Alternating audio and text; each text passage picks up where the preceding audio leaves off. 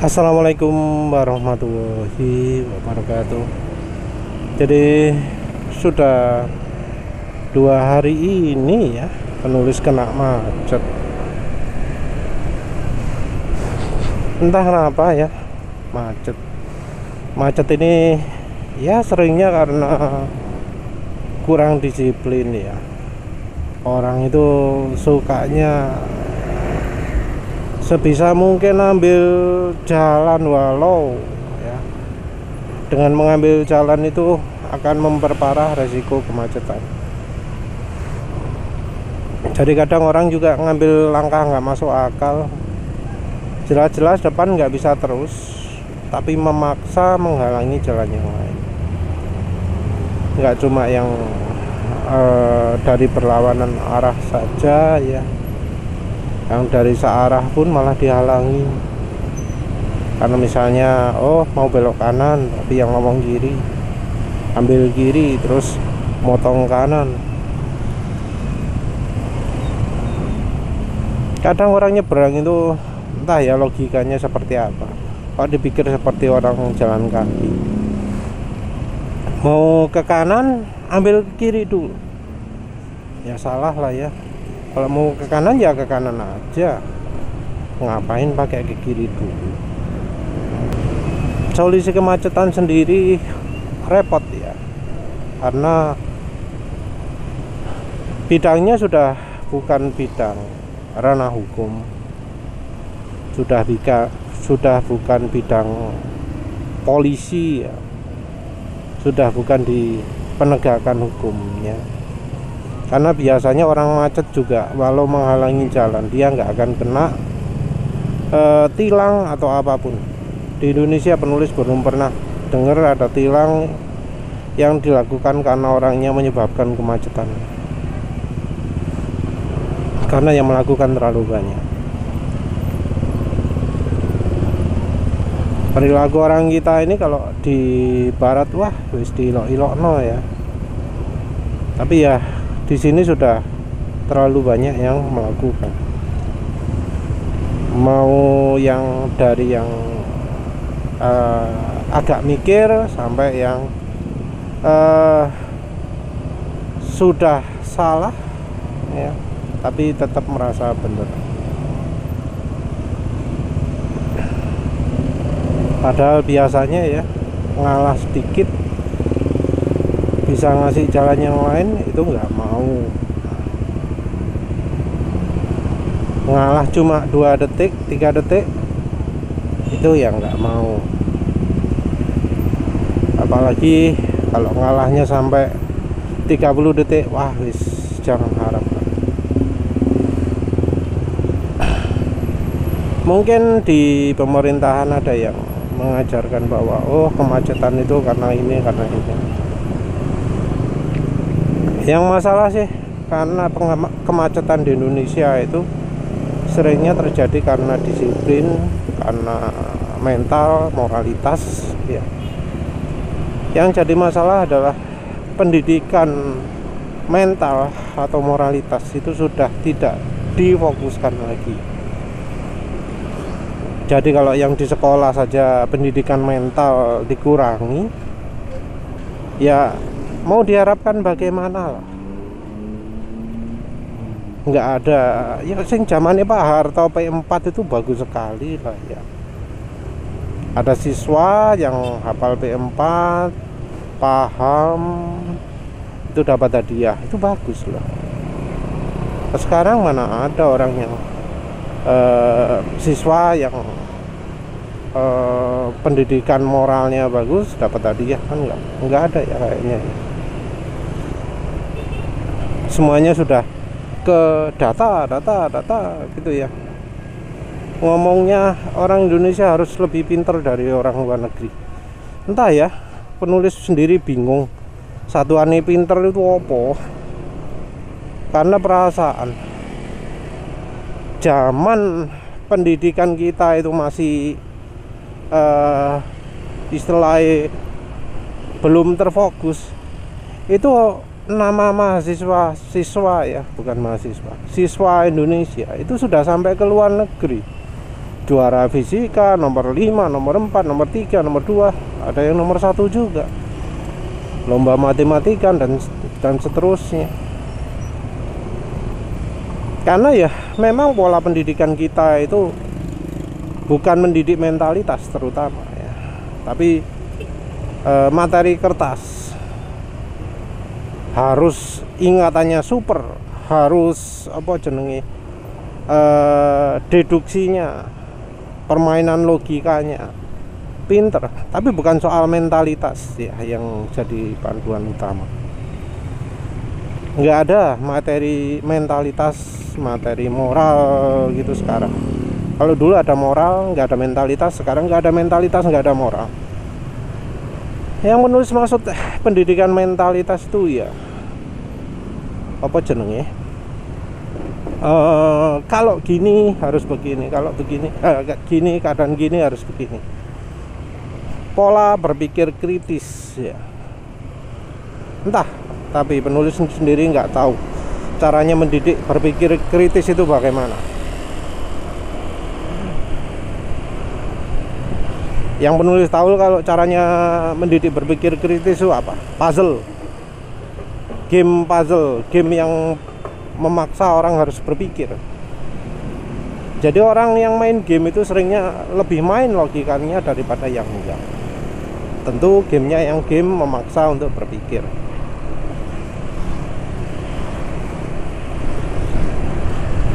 Kalau untuk yang sudah kadung lulus sekolah, semakin sulit juga. Mustahil ya mengharapkan orang-orang yang ada di jalan itu untuk apa jenenge, mematuhi aturan secara moralitas atau mentalitas ini. Masih saja kadang tetap gak mikir, gak urusan wong liya, sing penting awakku, gitu kan. Pendidikan ya seperti itu. Kalau sudah terkadung pendarah daging, sudah terkadung semua orang melakukan, ya sulit ya, sulit.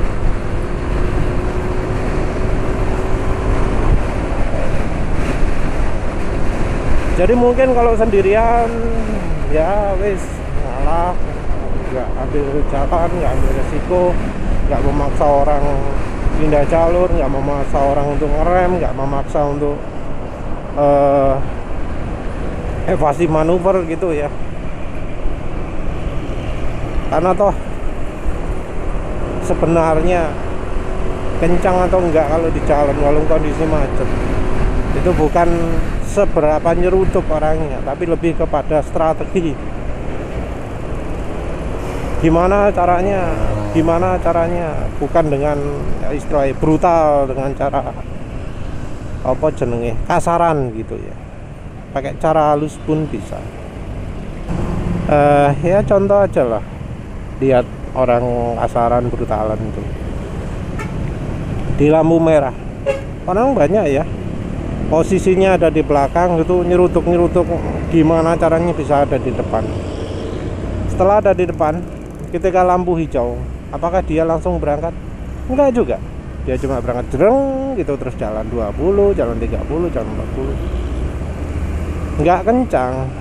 Tapi ketika di lampu merah pingin yang paling depan. Padahal ya logikanya orang kalau pingin nyerundul apa, ambil jalur lah, ambil posisi di lampu merah, itu ya setate banter, terus dia nggak akan menghalangi yang lain. Tapi uniknya di Indonesia malah terjadi sebaliknya. Di lampu merah pingin yang paling depan, tapi begitu sudah di depan, dia akan menghalangi yang lain. Entah ya, kalau sudah mentalitas seperti itu. Nah, ini jadi dilema untuk menyelesaikan gimana sih kemacetan di Indonesia itu diuraikan. Yang jadi kesalahan fatal dari orang-orang yang mencoba menyelesaikan kemacetan di Indonesia, dipikir orang yang naik sepeda motor kalau disuruh naik mobil mentalitasnya sudah berubah. Wah, itu nggak masuk akal kan lah ya. Kenapa ada orang yang kalau sudah naik motornya serudak-seruduk, ganas, ambil jalan dan macam-macam? Kok dipikir kalau disuruh naik mobil bakal lebih tenang, lebih tentrem, lebih ayem? Ya enggak lah, malah bisa jadi makin brutal. Karena kalau di sepeda motor jalan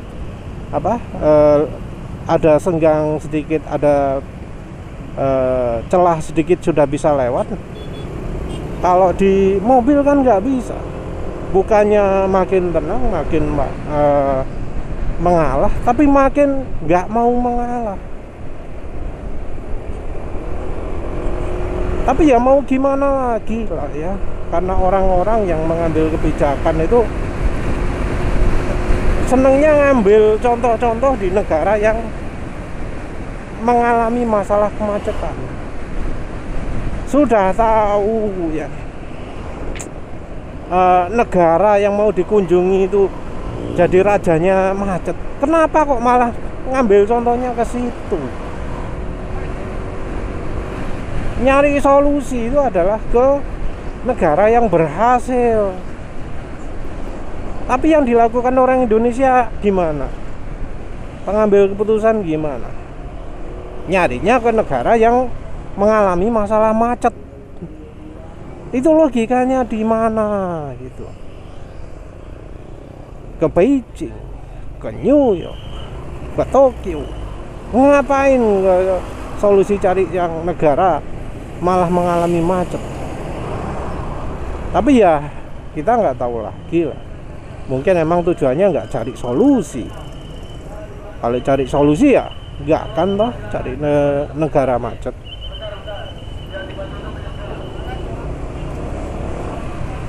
Dan solusinya juga aneh loh ya. Orang disuruh nggak boleh naik motor, padahal ya gimana ya, populasi motor di Indonesia itu berapa? Wis banyak sekali. Nah yang selama ini pakai motor terus disuruh naik mobil, kan ya makin macet toh ya. Emang dipikir semua orang itu nggak punya duit apa? Orang kalau maksa beli mobil seharga motor ya bisa toh. Yang sumpek itu kan dari bensinnya saja. Tapi kalau dipaksakan, daripada naik angkot, daripada naik angkutan umum, bisa jadi biaya naik mobil itu masih bisa nutupi gitu. Kasarannya lah penulis ya. Penulis naik angkutan umum kalau dari rumah sampai kantor, rasanya ya sehari bisa 40.000. Apalagi oper berapa kali ya. Naik Gojek ya sama lah, bisa 50 ribuan mungkin. Gak ngerti tarifnya, tapi ya mestinya sekitar segituan. Gitu naik mobil ya masih untung ya.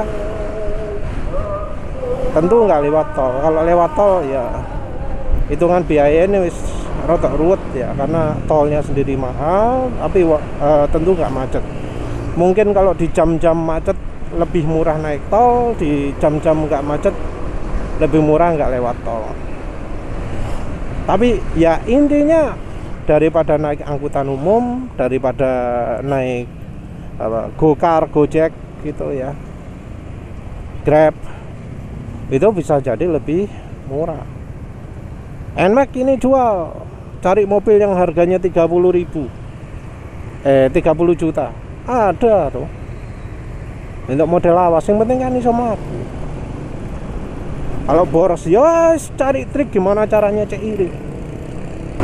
Orang juga kadang ya pilih naik mobil itu demi apa sih? Demi lebih nyaman. Kalau macet naik mobil mungkin sumpek, tapi lebih sumpek lagi bila naik motor itu dianaktirikan, disuruh lewat jalan sempit, disuruh lewat jalan yang menyiksa. Naik mobil lebih lengang jalannya, kan orang jadi lebih suka naik mobil. Ngapain naik motor kalau naik motor disia-siakan pemerintah? Nggak boleh lewat jalan besar, jalan dipilihkan jalan yang sempit sekali, terus kadang juga nggak boleh masuk daerah tertentu. Bukan sesuatu yang apa ya, masuk akal kalau orang itu dipaksa naik mobil. Naik angkutan umum juga apa alasannya? Justru menurut penulis, selama ya mental orang-orang Indonesia kebanyakan itu bikin macet. Nggak peduli itu naik mobil atau naik motor, terus dalam pikirannya adalah biar gimana caranya macet. Ya lebih aman disuruh naik motor aja toh. Kalau orangnya punya duit, suruh motor beli yang mahal ya. Beli yang 500 juta kayak. Tapi yang penting naik motor. Punya uang banyak banget pakai Goldwing silakan. Yang penting naik motor. Rasanya kemacetan akan jauh berkurang ya. Kecuali memang kalau angkutan kantor, mau nggak mau pakai mobil ya. Karena memang tujuannya antar jemput karyawan ya. Tapi untuk orang perorangan lah, dikasih insentif, motor dikasih jalan yang paling lebar, paling luas, mobil disuruh lewat jalan sempit. Tujuannya apa? Biar orang seneng naik motor. Bensinnya untuk motor dibikin murah. Tujuannya apa? Ya biar orang seneng naik motor. Penulis yakin kalau lebih banyak naik motor, kemacetan akan jauh berkurang. Kenapa? Karena orang yang biasanya ngawur kalau naik motor, paling enggak separah kalau misalnya orang ngawur itu naik mobil. Jadi menurut penulis itu solusinya. Ya wis lah, itu saja. Terima kasih sudah menonton. Assalamualaikum warahmatullahi wabarakatuh.